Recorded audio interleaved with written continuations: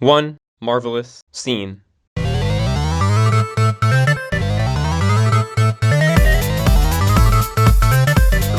camera, action.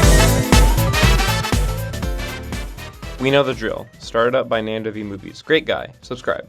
Okay.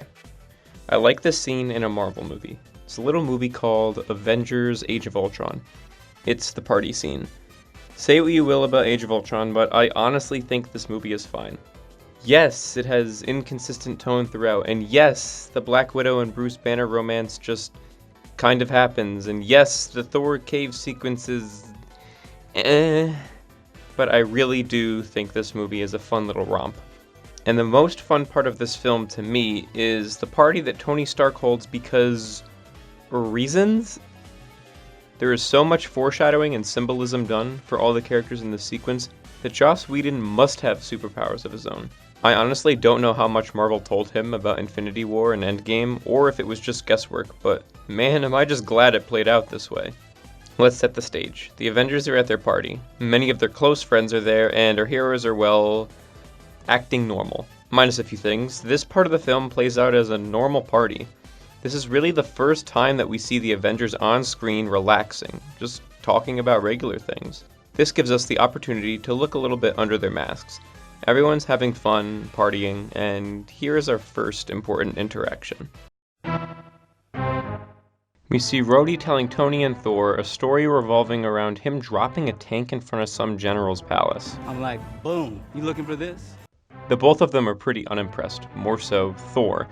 He makes a point of asking Rhodey whether or not he's told the whole story. When he replies yes, Thor says, "Oh, it's very good then," dwarfing Rhodey's exploits. This is Thor's ego at work again. Despite his new sense of camaraderie, Thor still feels that he's cooler, better, and more interesting than the rest of the Avengers, including Rhodey. Strongest Avenger. Access denied. Strongest Avenger. Access denied. Next, Maria Hill asks where Jane and Pepper are. This prompts Thor and Tony to compare each other's girlfriends, pettily showing that their pride is really that important to the both of them. Thor eventually manages to get in the last words of the conversation. But Jane's better. Now, we see Steve recapping the previous fight scene to Sam. Sam talks about looking for Bucky and all that stuff, and then makes a comment. Avenging is your world. Your world is crazy. It's at this point where we can really see that right now, only the core 6 team members are considered Avengers. Both Rhodey and Sam just don't feel like they're part of the team. But by the end of the film, the both of them definitely are, along with Vision and Wanda. Sam then asks if Steve has managed to find a place to live in Brooklyn yet. Then Steve says he doesn't even think he could afford a place in Brooklyn.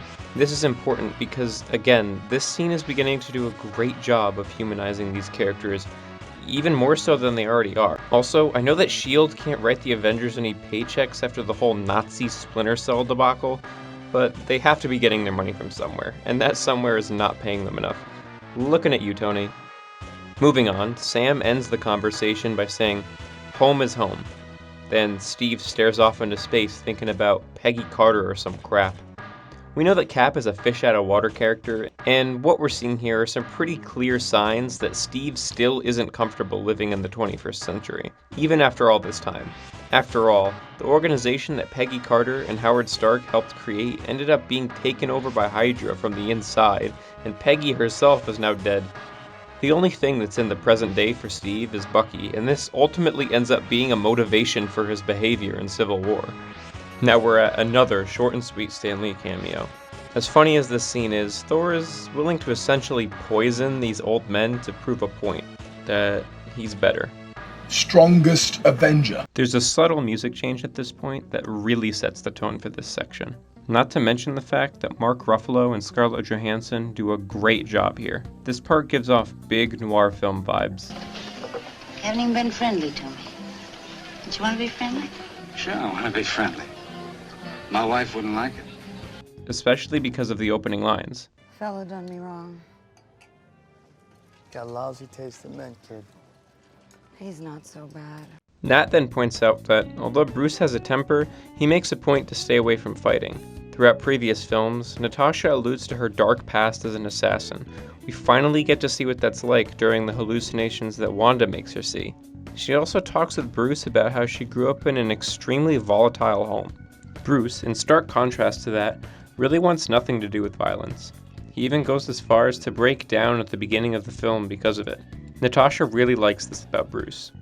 She then asks if she should fight her feelings or run with them, an idea that she brings back up on the farm. When Bruce asks what he did that was so wrong to her, Nat responds, "Not a damn thing. But never say never." In about a day, Bruce and the Hulk just end up taking the Quinjet and leaving, therefore hurting her. Steve says that he knows Nat isn't just flirting, because he's seen her flirt up close, and this is different, even further cementing that Natasha really likes Bruce. Steve continues to tell Bruce to make a move before it's too late, something he's all too familiar with. What do you mean up close? Now we're going to move on to the main course, the after party. It's about 1 a.m. and all the extras have left the set. All of them except this girl. What's her name again? Our heroes are just chilling, gathered around their table, eating some Chinese food. Our drumstick twirling friend Hawkeye decides that he's going to make fun of Thor's big hammer, so Thor invites him to come lift it. Hawkeye is pretty skeptical to begin with. He just does not believe that this hammer is magic. After all, he is just a normal guy, something that his wife reiterates to him when they're on his farm. Clint fails to lift the hammer and is left speechless. Later in the movie, you can see him come to terms with how crazy the world around him is when he's speaking with Wanda. Hey, you okay? This is all our fault. Hey, look at me. It's your fault. It's everyone's fault. Who cares? Are you up for this? Are you? Look, I just need to know because the city is flying. Okay, look, the city is flying. We're fighting an army of robots. And I have a bow and arrow. None of this makes sense. But I'm going back out there because it's my job. Okay, and I can't do my job and babysit. Doesn't matter what you did or what you were. If you go out there, you fight, and you fight to kill. Staying here, you're good. I'll send your brother to come find you, but if you step out that door, you are an Avenger. Clint accepts that this is reality now, and there's no going back. Tony pokes a bit of fun at Clint, and then is invited to try next. Starting off, Tony just tries explaining that the challenge is nothing short of simple physics, and then he makes some weird rape joke. I'll be honest, I didn't even know what prima nocta was before researching for this video. All that aside, Tony does try multiple times to lift the hammer, something that no one else does. This is a perfect allegory for Tony's obsession with succeeding and solving every problem that comes his way. He spends all of his time tinkering with his tech until he either succeeds or fails. It's only when he fails that he's actually able to ask for help. This is a character trait we see in Tony throughout the entirety of the MCU, and it plays a pivotal role in this film. In Civil War, Tony begins to realize how problematic his arrogance is when he's blamed for the death of Charlie Spencer. This leads him to sign the Sokovia Accords. Then, when Tony takes Peter under his wing, he takes special care in making sure Peter doesn't make the same mistakes that he did. I understand. I just wanted to be like you. And I wanted you to be better. Now, we know from the first Avengers film that the Hulk isn't worthy to lift the hammer. Maybe Bruce is? No, he's not. After Bruce fails though, he jumps up and pretends to Hulk out, and it does get a few chuckles. This is good. Look at that smile. That is the smile of a man having fun. Bruce is comfortable enough around this group of friends to actually make Hulk out jokes. It's probably the first time since Bruce has changed that he's felt safe around other people. After all, Hulk does have a habit of destroying everything he comes into contact with. These bonds that he's made make it all the more difficult for him to leave by the end of the film. He doesn't want to hurt anyone anymore, especially his friends. Not only did Hulk destroy South Africa, but Bruce himself feels partially responsible for allowing Ultron to become as powerful as he was. Bruce's human half is tainted, and is probably the reason we see him stuck as Hulk for over 2 years in Thor Ragnarok. During Endgame, we see Hulk and Banner have assimilated. Bruce is finally able to accept his monstrous side, and began thinking of him as a cure. Now it's Cap's turn. The music is moving noticeably faster now. Steve rolls up his sleeves and actually moves the hammer a little bit. Thor is visibly distressed. He's questioning everything now. Can he lift the hammer? Is he worthy? Is he more worthy than I am?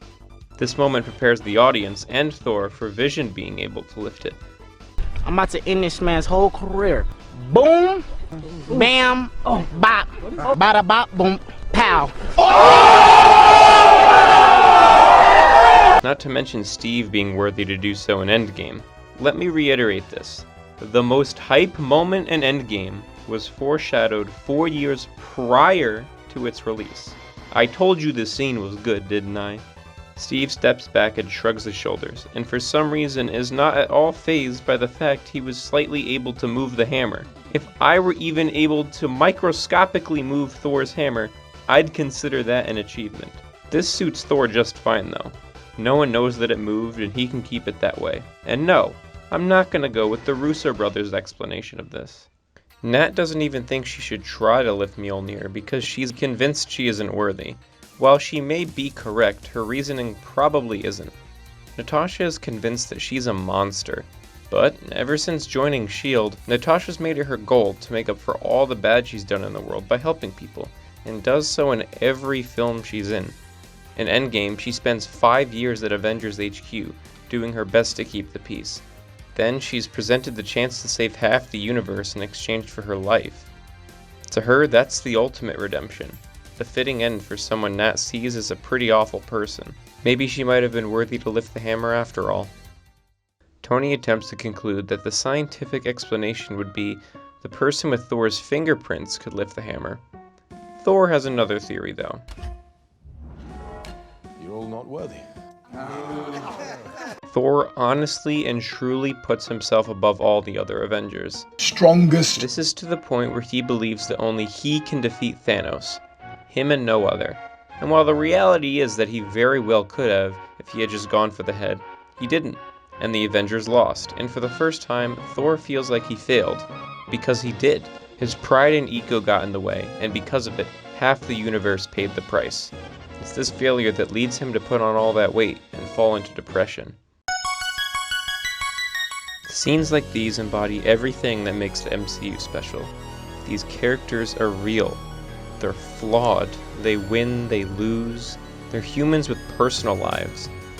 They are abnormal people that make normal choices. Usually, when you go to see an action movie, you sit down and get ready to turn your mind off to watch some cartoon violence. When I go to see a Marvel movie, I'm excited to see interpersonal relationships between characters and the ways that the world changes around them. That's why I picked this part of this film. This is what makes the MCU marvelous.